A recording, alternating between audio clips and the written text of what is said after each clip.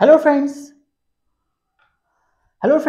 स्वागत है आप सभी का हमारे इस यूट्यूब चैनल जिसका नाम है एडिसन और जहां मिलेगी आपको एजुकेशन की मेडिसिन। सो गाइज, आज की जो हमारी वीडियो है वो हम उस वीडियो में करेंगे हम लोग यूनिट नंबर 6 का पार्ट 1। और यूनिट नंबर 6 आपकी कंप्लीटली बेस्ड है गवर्नमेंट बजट के ऊपर। तो गवर्नमेंट बजट से जितने भी पॉसिबल क्वेश्चंस बनते हैं वो आज मैं आपको करवाऊंगा आज, और जो हमारी नेक्स्ट वीडियो आएगी उसमें, यानी कि 2 वीडियोस में गवर्नमेंट बजट वाली यूनिट भी हम लोग क्या कर लेंगे, फिनिश कर लेंगे। सो चलते हैं। तो आज हम लोग क्या करने वाले हैं, यूनिट नंबर 6 जो कि बेस्ड है government budget and the economy पे। ओके, चलिए सो क्वेश्चन स्टार्ट करते हैं यहाँ पर। तो पहला क्वेश्चन है गवर्नमेंट बजट रिकॉर्ड। तो आप सभी को पता है कि गवर्नमेंट बजट में क्या क्या चीजें रिकॉर्ड होती हैं। गवर्नमेंट बजट में हर चीज एस्टिमेटेड रिकॉर्ड होती है, ना कि एक्चुअल। तो ऑप्शन नंबर डी जो है वो करेक्ट आंसर होगा, बिल्कुल। Estimated receipts and expenditure of the government during fiscal year. तो option number D will be the right answer. Next, government of India launch Ayushman Bharat scheme to offer financial risk protection to the poor. Identify the objective of government budget. यहाँ पे क्या है कि यहाँ पे government ने एक क्या करी है, स्कीम लॉन्च करी है जहाँ पे गवर्नमेंट ये बताना चाहती है कि वो पुअर की हेल्प कर रही है। यहाँ पे पुअर्स की हेल्प कर रही है फाइनेंशियल एड देके या कैसे भी करके। तो उसमें से कौन सा आएगा? इकोनॉमिक स्टेबिलिटी कोई बात नहीं करी गई है, इकोनॉमिक ग्रोथ की कोई बात नहीं कही, रीएलोकेशन की भी कोई बात नहीं करी। किसकी बात की गई है? रिडिस्ट्रीब्यूशन ऑफ इनकम की। तो option number C will be the right answer. Next, due to pandemic, poverty has hit India badly, and people have started consuming more and saving less. In order to increase savings and mitigate the impact of COVID-19 pandemic, Government of India has decreased direct taxes. Identify the objective of government trying to achieve. क्या करा? जब हमारे देश में pandemic आया तो हमारे देश की सिचुएशन डामाडोल हो गई, बिल्कुल ठीक है। अब उसी चीज को, उसी गाड़ी को वापस लाने के लिए गवर्नमेंट ने क्या करे, टैक्स रेट को कम कर दिया। टैक्स रेट को कम करेंगे तो इससे क्या होगा, लोग ज्यादा से ज्यादा क्या करेंगे, सेविंग्स करेंगे, कंजम्पशन करेंगे, ठीक है, प्रोडक्शन करेंगे। तो इससे क्या होगी, हमारी इकोनॉमी ग्रो करेगी। तो गवर्नमेंट बजट का कौन सा ऑब्जेक्टिव यहाँ पे आएगा? रिएलोकेशन नहीं आएगा, रिड्यूसिंग नहीं आएगा, स्टेबिलिटी नहीं आएगा। क्या आएगा? इकोनॉमिक ग्रोथ पे फोकस कर रही थी। Option number C will be the right answer. देखो बच्चों, जो सिंपल क्वेश्चन उसमें टाइम नहीं लगाऊंगा, जो थोड़े टिपिकल क्वेश्चन होंगे उसको हम सॉल्व करेंगे और आगे बढ़ते चले जाएंगे। Next, government of India announce the construction of Delhi Meerut expressway. Such transaction can be classified in the government budget as, यानी कि जो गवर्नमेंट ने दिल्ली मेरठ एक्सप्रेसवे बनाया है वो ट्रांजैक्शन जो कर रही है उस पर जो पैसा लगेगा वो ट्रांजैक्शन गवर्नमेंट का कौन सा एक्सपेंडिचर यहाँ पर होगा? तो ऑब्वियस बात है, रेवेन्यू रिसीट तो नहीं होगा, कैपिटल रिसीट भी नहीं होगा, रेवेन्यू एक्सपेंडिचर भी नहीं होगा। क्या होगा? Capital expenditure. यानी कि पैसा इस तरीके से खर्च करना जिससे या तो असेट क्या हो, बढ़े, या फिर लायबिलिटी क्या हो, कम हो। तो दोनों में से कोई भी एक ऑप्शन होगा तो वो क्या कहलाएगा? कैपिटल एक्सपेंडिचर कहलाएगा।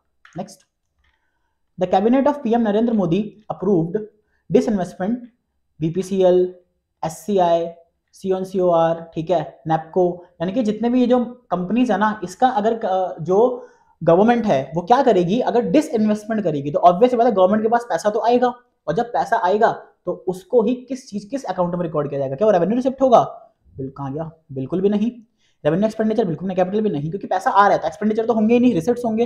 तो कैपिटल रिसिट आएगा। कैसे? क्योंकि हमें पता है कैपिटल रिसिट में पैसा इस तरीके से आना, या तो असेट बढ़े और लायबिलिटी कम हो जाए, असेट बढ़े या फिर लायबिलिटी कम हो जाए। यहाँ पे तो क्या हो रही है, सॉरी, असेट कम हो जाए और लायबिलिटी बढ़े, उल्टा बोल दिया मैंने, ठीक है, मैंने एक्सपेंडिचर का बोल दिया, ठीक है। असेट कम हो या फिर लायबिलिटी आपकी बढ़े। तो असेट कम हो रही है, पैसा तो आ रहा है बट असेट भी साथ में क्या हो रही है बच्चा, कम हो रही है। ओके, तो क्या होगा? Option number B will be the right answer. Union budget is presented in parliament on the first working day of February every year. आप सबको पता है कि जब आपका यूनियन बजट होता है वो पार्लियामेंट में 1 फरवरी को, हमेशा 1 या 2 फरवरी के बीच में क्या किया जाता है, प्रेजेंट किया जाता है। किसके द्वारा? क्या पीएम, प्रधानमंत्री जी करते हैं? नहीं। प्रेसिडेंट करते हैं? नहीं। गवर्नर करता है? नहीं। कौन? Finance minister of India. तो आप सभी लोग मुझे कमेंट बताएंगे कि अभी प्रेजेंट में हमारे देश के फाइनेंस मिनिस्टर कौन है, उनका नाम कमेंट में करके बताएंगे, ठीक है। कीर्ति's grandfather got confused with the tax he was paying. So Kirti explained the feature of tax paid by him, stating that he is paying dash where the burden of tax cannot be shifted and it is levied on income and individual of firm. देखो बच्चों, tax के 2 ही features होते हैं, एक होता है direct और एक होता है इनडायरेक्ट। डायरेक्ट टैक्स वो टैक्स होता है जिसके बर्डन को हम लोग शिफ्ट नहीं कर सकते, और इनडायरेक्ट टैक्स वो टैक्स होता है जिसके बर्डन को हम लोग शिफ्ट कर सकते हैं। जैसे जीएसटी हो गया, जीएसटी लगता प्रोड्यूसर पर है पर पे कौन करता है, हम लोग, यानी कि कंज्यूमर लोग। लेकिन जो इनकम टैक्स है, या इनकम टैक्स हो गया, वेल्थ टैक्स हो गया, यानी कि जो डायरेक्ट टैक्स हो गया वो किस पे लगता है, वो जिस पे लगेगा, यानी कि जो असेसी होगा उसी को भी टैक्स पे किया जाएगा। असेसी, सर ये असेसी क्या है बच्चों? असेसी वो पर्सन होता है the person who is liable to pay tax, जिसको जो टैक्सेबल पर्सन होता है उसी को असेसी बोलते हैं इनकम टैक्स के लैंग्वेज में। ठीक है, आप लोगों ने जो बच्चे बीकॉम से जिन्होंने ग्रेजुएशन किया होगा बीकॉम से, उनको पता नहीं है, आप लोगों ने नहीं पढ़ा होगा, सॉरी, तो आप लोगों को नहीं पता होगा। जब कल को आप कॉलेज में एडमिशन लेके जाएंगे ना, वहां पे जब आप इनकम टैक्स पढ़ेंगे सेकंड ईयर में जाके, जो कॉमर्स वाले बच्चे हैं, वहां पे आप लोगों को देखोगे असेसी वर्ड पढ़ने को मिलेगा। ओके, तो यहाँ पे क्या आएगा बच्चा, डायरेक्ट टैक्स आएगा, तो option number C will be the right answer.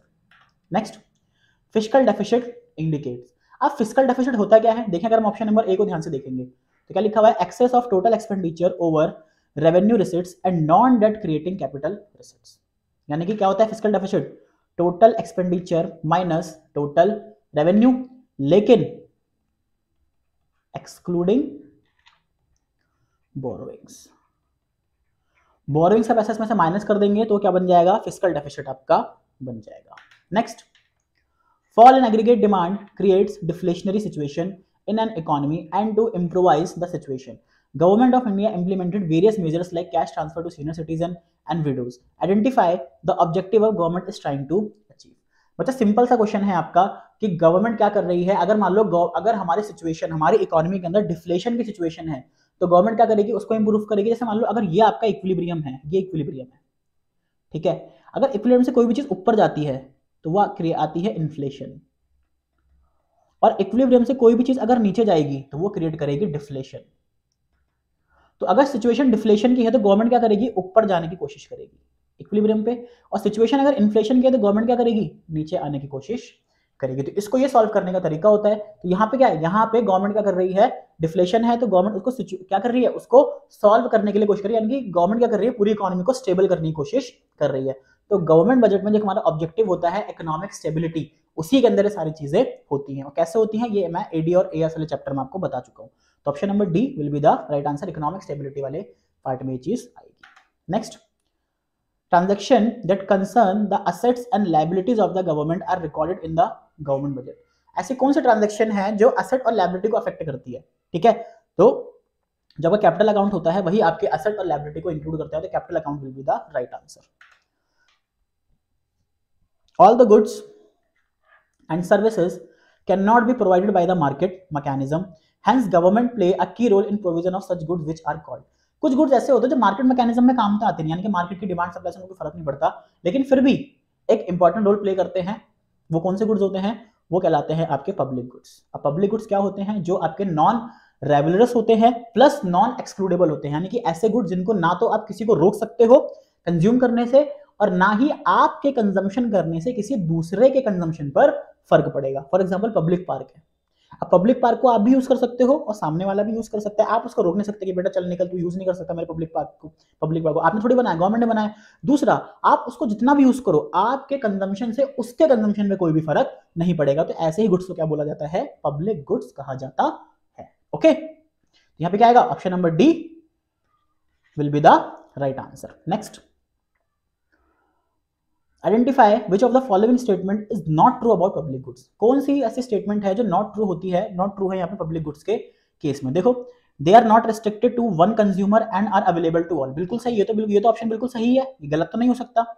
One person consumption does not affect the consumption of another consumer, अभी मैंने बताया एक के कंजम्पशन से दूसरे के कंजम्पशन पे कोई भी फर्क नहीं पड़ता, तो ये ऑप्शन बिल्कुल सही है, सॉरी, ठीक है। अगर हम डी देखेंगे, पब्लिक गुड्स आर नॉन रेवलर्स, ये भी तो क्या हो गया, नॉन रेवलर्स भी होता है, क्योंकि नॉन रेवलर्स मतलब क्या होता है, एक का कंजम्पशन दूसरे कंजम्पशन कोई फर्क नहीं पड़ेगा। और यहाँ पे क्या लिखा हुआ है, अगर हम ऑप्शन सी को ध्यान से देखेंगे, there is a way to exclude anyone from consuming good. क्या ऐसा वे है कि आप पब्लिक गुड से किसी को एक्सक्लूड कर दो, जी नहीं, ऐसा कोई भी वे यहाँ पर नहीं है। तो पब्लिक गुड के बारे में यही एक सिचुएशन है जो इनकरेक्ट है, यानी कि ऑप्शन नंबर जो सी है वही क्या होगा, सही आंसर होगा, ठीक है। चलिए next, when demand exceeds available output in an economy, restrictive condition may be needed to reduce demand, and in such condition government may come up with, अगर डिमांड एक्सीड्स कर दें तो गवर्नमेंट कौन से बजट को यहां पर फॉलो करती है, गवर्नमेंट फॉलो करती है सरप्लस बजट को, ठीक है।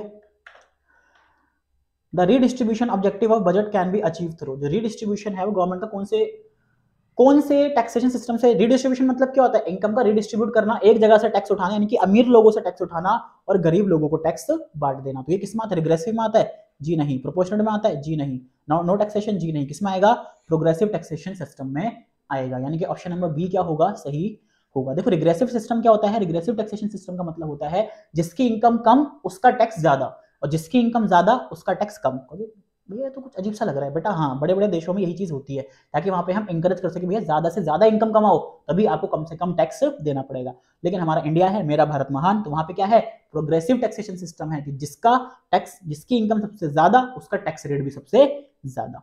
प्रोपोर्शन का मतलब क्या होता है कि इसमें मतलब होता है कि सबको अपने एक इनकम का एक फिक्स प्रोपोर्शन टैक्स देना पड़ेगा। फॉर एग्जांपल गवर्नमेंट ने बोला कि सबको अपनी इनकम का 10% टैक्स देना है। अब जिसकी इनकम 5,000 होगी वही पे करेगा, जिसकी इनकम 50,000 होगी वही पे करेगा, और जिसकी इनकम 1,00,000 होगी वो भी पे करेगा। तो 5,000 वाला कितना पे करेगा, 500। ये कितना पे करेगा, 5,000। ये कितना पे करेगा, 10,000। कुछ कि टैक्स तीनों को देना है, बस टैक्स का रेट सबका अलग अलग हो गया, प्रोपोर्शनल कर दिया हमने सब पे।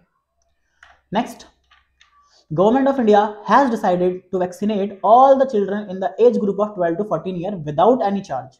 दिस वुड बी कैटेगराइज्ड, यानी गवर्नमेंट अगर खर्चा तो कर रही है, अब उस खर्चे को क्या बोला जाएगा, उस खर्चे को बोला जाएगा रेवेन्यू नेचर एक्सपेंडिचर, यानी कि ऑप्शन नंबर सी जो होगा वो राइट आंसर होगा। रेवेन्यू नेचर क्यों बोला जाएगा, क्योंकि ऐसे खर्चे से, खर्चा इस तरीके से करना ना तो असेट कोई कम हो और ना ही लायबिलिटी आपकी बढ़ रही हो। तो ऐसा खर्चा कर सकते हैं, कोई दिक्कत नहीं, यहाँ पे ना तो कोई एसेट कम हो रही है ना ही आपकी कोई लायबिलिटी बढ़ रही है, तो ये खर्चा आप आराम से यहाँ पर कर सकते हो। Next, identify the incorrect statement from the following about the revenue budget of the government. कौन सी इनकरेक्ट है यहाँ पर, ठीक है, रेवेन्यू बजट के लिए कौन सी इनकरेक्ट स्टेटमेंट है यहाँ पर। सबसे पहला, it record all the transaction which are recurring in nature. बिल्कुल, ये तो भाई तो सही स्टेटमेंट है, ठीक है। It has two component, revenue receipt and revenue expenditure, ये भी सही स्टेटमेंट है। The payment of salary by government department, ये भी सही स्टेटमेंट। गलत कौन सी है, गलत है option number B, proceeds from disinvestment. Disinvestment तो रेवेन्यू में आती ही नहीं है, ये किस में आती है, ये आती है कैपिटल वाले में। तो डिसइन्वेस्टमेंट जैसे रेवेन्यू में देखे वहीं इसको क्रॉस कर देना भैया, ये ऑप्शन आपका बिल्कुल गलत होगा कि ये ऑप्शन यहां पर नहीं आएगा, ठीक है। The government receive money by way of loan और sale from it asset, such receipt are called, यानी कि वो पैसा जो गवर्नमेंट या तो लोन के माध्यम से ले या फिर अपनी असेट को बेच के ले, वो किसमें आएगा, वो आएगा आपके कैपिटल रिसीट में। तो कैपिटल रिसीट होती क्या है, या तो आपकी असेट बढ़े या फिर आपकी लायबिलिटी, सॉरी, या तो आपकी असेट घटे या फिर आपकी लायबिलिटी बढ़े, ठीक है। यानी कि option number B will be the right answer. 18, identify which of the following is not non tax revenue receipt. ऐसी नॉन टैक्स रेवेन्यू कौन सी रिसीट है, यहाँ पर देखते हैं। यहाँ पे आएगा एक्साइज ड्यूटी, ये नॉन टैक्स है क्योंकि ये सारे टैक्सेबल हैं। अच्छा, ये सारी की सारी बच्चे नॉन टैक्स है, बस ये आपकी नॉन टैक्स नहीं है, टैक्सेबल है, ठीक है, समझ में आ गया। चलो, for developing economies this type of budget is best suited as it increases aggregate demand boosting economic growth. अगर कोई डेवलपिंग कंपनी है, कोई डेवलपिंग कंट्री है, तो किस टाइप का बजट हमें यहाँ पे क्या होगा, सूट होगा। सबको होता है बैलेंस तो कभी नहीं होगा, सरप्लस भी नहीं होगा, मैक्रो भी नहीं होगा, कौन सा होगा, डेफिसिट होगा। अब डेफिसिट बजट में क्या होता है, आपका एक्सपेंडिचर हमेशा ज्यादा होता है आपके सरप्लस से, ओके। चलो next, primary deficit refer to fiscal deficit minus interest payment. Simple सा है, आंख बंद करके लगा देना है सीधा, तो ऑप्शन नंबर बी सही होना है, इसकी मजबूरी है, समझ गए। चलो, identify which of the following statement is not an objective of GST. GST का कौन सा ऑब्जेक्टिव यहां पर नहीं है, कौन सा ऑब्जेक्टिव नहीं है, to narrow the tax base in India. Tax base को नैरो नहीं करना, टैक्स बेस को बढ़ाना है, यानी कि एक सिंपल सा टैक्स रहे और वो सब इजीली पे कर सकें, कोई भी इसमें इवेडिंग ना हो, कोई भी इसमें स्कैम ना हो, कोई भी स्कैंडल्स ना हो, बस सिंपल से जब लोग भाई एक ही टैक्स देना है, खत्म। वरना एक्साइज अलग से दो, ठीक है, वरना वैट अलग से दो, एंटरटेनमेंट अलग से दो, सर्विस टैक्स अलग से दो, एक्साइज तो खैर अलग है, ठीक है, समझ में आ गया। चलो, तो ऑप्शन नंबर डी क्या होगा यहाँ पर, option number D will be the right answer. Next, GST tax has 3 component, 3 होते हैं, CGST centre, SGST state, IGST integrate. वे सीजीएसटी, अब सीजीएसटी का मतलब क्या होता है, tax collected by central government on an intra state sale. Central government जो टैक्स कलेक्ट करती है उसी को सीजीएसटी बोलते हैं, स्टेट गवर्नमेंट जो करती है उसको एसजीएसटी बोलते हैं, ठीक है। Identify which of the following is a feature of revenue receipt. कौन सा फीचर है जो रेवेन्यू रिसीट को इंडिकेट यहां पर करता है, कौन सा, पहला ही देख लो आप। Such receipt do not lead to claim on the government. Simple सी बात है, इसको क्लेम नहीं होते, मतलब ये आपका रेवेन्यू रिसीट होता है कि इससे सिंपल सा होता है आपका कि वो पैसा जो गवर्नमेंट पे टैक्सेबल, टैक्स और नॉन टैक्स के माध्यम से आ रहा हो सारा का सारा, ठीक है। अब यहाँ पे आपको बताना है, यहाँ पे on the basis of data given below the value of revenue deficit. अब रेवेन्यू डेफिसिट का फॉर्मूला क्या होता है, रेवेन्यू डेफिसिट का फॉर्मूला होता है revenue expenditure minus revenue receipt. तो रेवेन्यू एक्सपेंडिचर कितना है, रेवेन्यू एक्सपेंडिचर कितना है बच्चा, 1500 माइनस, एक सेकेंड, वैल्यू ऑफ रेवेन्यू, ठीक है, ठीक है, ठीक है। फिर देखो यहाँ पे रेवेन्यू एक्सपेंडिचर आएगा, रेवेन्यू एक्सपेंडिचर और क्या क्या है यहाँ पे, नॉन टैक्स हो गया, टैक्स रेवेन्यू, इनडायरेक्ट टैक्सेस हो गए। अब ये जो तीन चीजें हैं, ये और ये, यानी कि 1000 प्लस 600 प्लस 350, ठीक है, ये कितना हो गया 1950, तो 1500 और 1950, तो यहाँ तो 450 आना चाहिए, बट ऑप्शन में तो दे ही नहीं रखा, यहाँ पर ऑप्शन में तो नहीं दे रखा, कुछ गड़बड़ है क्या क्वेश्चन में? हमने कुछ गड़बड़ करी है। 1500 इनडायरेक्ट टैक्सेस, रेवेन्यू एक्सपेंडिचर, 1500, कुछ इसमें दिक्कत सी लग रही है। एक बार आप इस क्वेश्चन को सॉल्व करना, ठीक है, मुझे तो इसमें कुछ दिक्कत सी लग रही है। ऑप्शन नंबर डी दे रखा है यहाँ पे, ठीक है, एक बार इसको देखना, ऑप्शन नंबर डी दे रखा है, बाकी मुझे लग रहा है इसमें कुछ ना कुछ एक चीज़ मिसिंग दे रखी है यहाँ पे। टैक्स रेवेन्यू हो गया, टैक्स रेवेन्यू आपको ऑलरेडी दे रखा है 1000, ठीक है, और revenue expenditure, revenue receipt 1600, 1600, 17, 18, 19, 1950,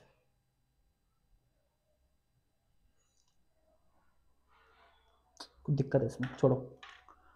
the central government releases grants in aid to state financing financial crisis. Such grants can be classified as in union budget. जो grants जो सेंट्रल गवर्नमेंट पेश करती है वो किस में होते हैं, वो आपके हमेशा रेवेन्यू एक्सपेंडिचर में होते हैं, चाहे आपकी स्कॉलरशिप दे रखी हो, ठीक है, ओल्ड एज पेंशन दे रखा हो, ठीक है, ये सब दे रखा हो, और कोई भी तरह की एड्स दे रखी हो, एड जो हो गए आपके फाइनेंशियल एड हो गए, वो सारी की सारी किस में आती है, रेवेन्यू एक्सपेंडिचर में आती है। नेक्स्ट, जो आपका जीएसटी है, goods and service tax, is perhaps the biggest tax related reform in India since independence, and the government has put luxury item in the highest tax bracket at 28%। In the light of above government the objective of the government budget try to achieve, यानी कि सबको पता है कि GST आपके आज़ाद भारत में जब GST launch हुआ तो एक बहुत बड़ी इसने क्या करी है, उपाधि यहाँ पे उपलब्धि हासिल करी है।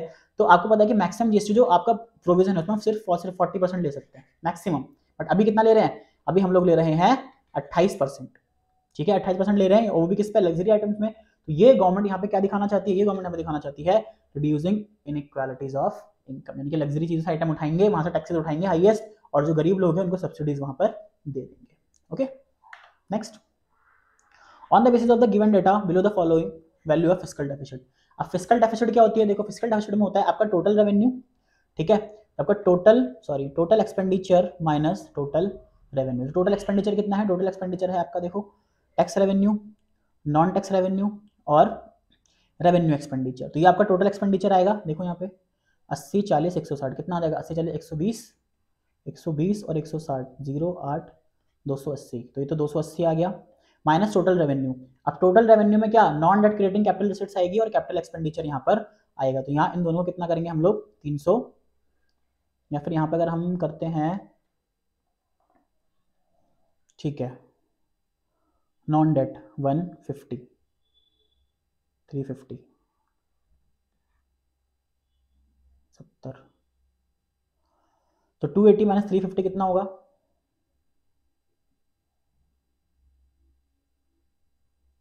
क्या हो गया इस क्वेश्चन में, कुछ दिक्कत आ रही है क्या? Tax revenue, non tax revenue, revenue expenditure, एक सेकंड में क्वेश्चन एक बार चेक कर लेता हूँ कि सही है कि नहीं है।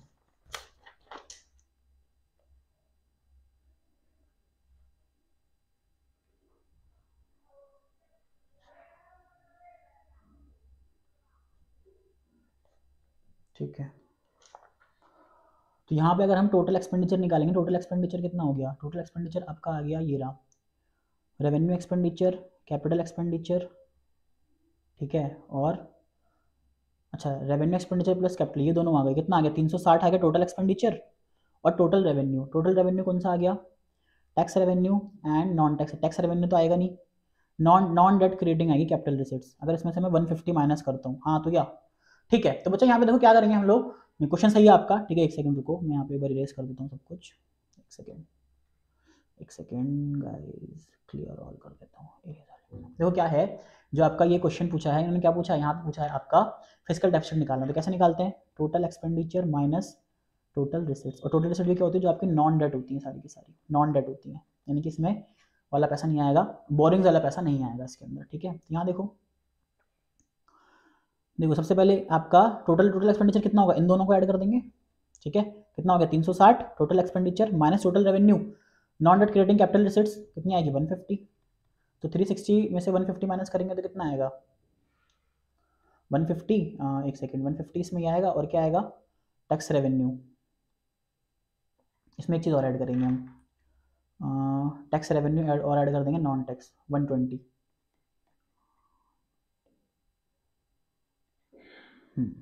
360 माइनस 270 कितना आ गया, 360 माइनस 270 कितना आ गया, तो क्या 90 करोड़ आ गया, ठीक है। देखो 150 तो ये हो गया आपका, ठीक है, और 120 कौन सा हो गया नॉन टैक्स, इन दोनों को तो ऐड कर देंगे, ये दोनों भी आपके यहाँ पर आ गए थे। 360 माइनस 270 कितना आ गया बच्चा 90 करोड़, मैं यहाँ लिख दिख नहीं रहूंगा मैं, 90 करोड़ आपका आंसर यहाँ पर आ गया। नेक्स्ट, ये क्वेश्चन मत करो, इसमें कुछ ना कुछ दिक्कत है, ठीक है।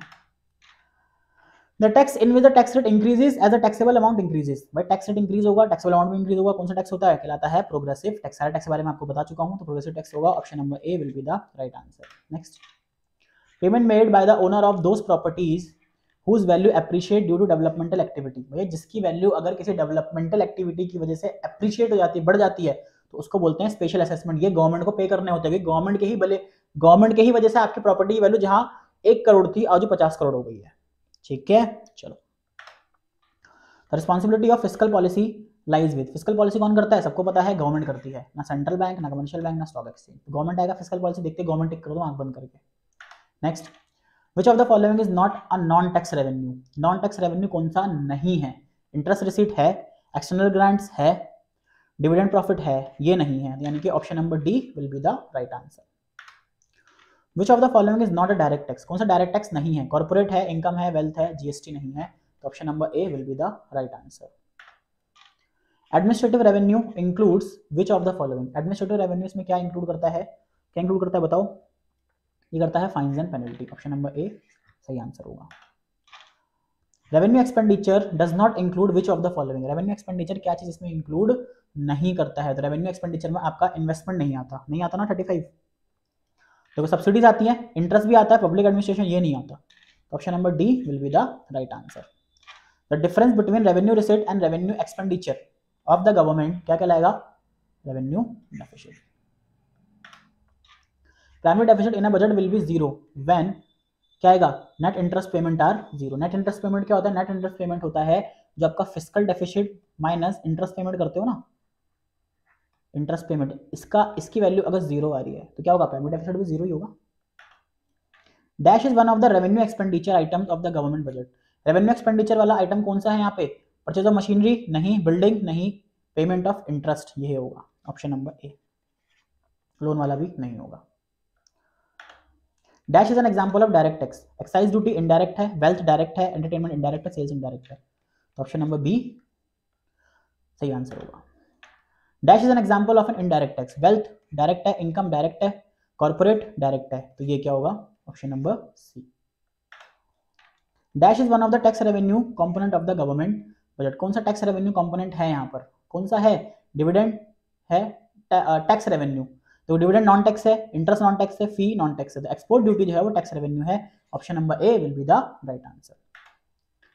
Dash indicates the borrowing requirement of the government, कौन से इंडिकेट करता है, वो इंडिकेट करता है फिस्कल डेफिसिट। क्या फॉर्मूला होता है फिस्कल डेफिसिट का, total expenditure minus total revenue excluding borrowings.